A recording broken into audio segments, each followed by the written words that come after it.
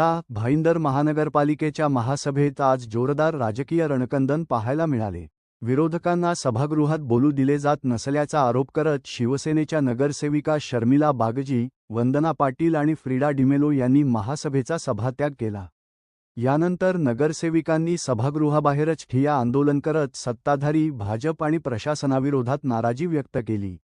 महासभेत बोलू देणार नसाल तर आम्हाला बोलावता कशाला, असा सवाल शिवसेना नगरसेविकांनी उपस्थित केला।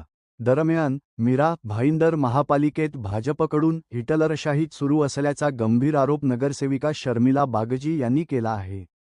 शर्मिला बागजी, शिवसेना नगरसेविका मीरा, भाईंदरच्या महासभेतील या राजकीय संघर्षामुळे शहरातील राजकीय वातावरण पुन्हा तापले आहे।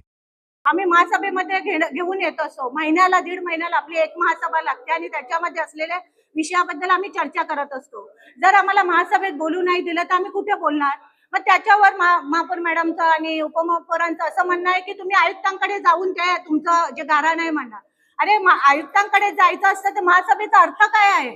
महासभा ही शहरातल्या विषयाबद्दल आणि आयुक्तांकडे आम्ही आमच्या प्रभागाचे विषय घेऊन जाणारच आहोत, परंतु जे शासकीय किंवा धोरणात्मक निर्णय असतात ते महासभेसमोर होतात।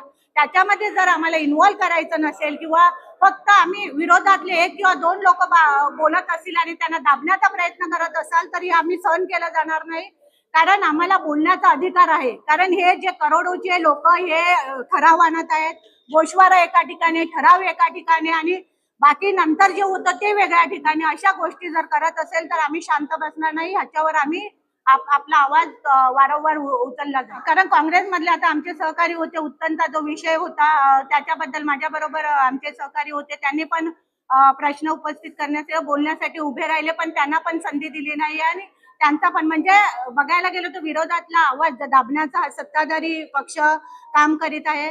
बघा, तुमच्याकडे बहुमत आहे, ठराव तर तुम्ही तुमचे पास होणारच आहे, परंतु चर्चा पण करू देत नसाल तर आम्हाला, मी तेच बोलले की स्पष्टपणे आम्हाला निर्देश द्यावे किंवा आम्हाला नोटीस काढावे की तुम्ही महासभेमध्ये येण्याची गरज नाही, तुमचे जे विषय आहेत ते तुम्ही आयुक्तांपर्यंत घेऊन जा, हे आम्ही त्यांच्यापर्यंत स्पष्ट केलेले आहे।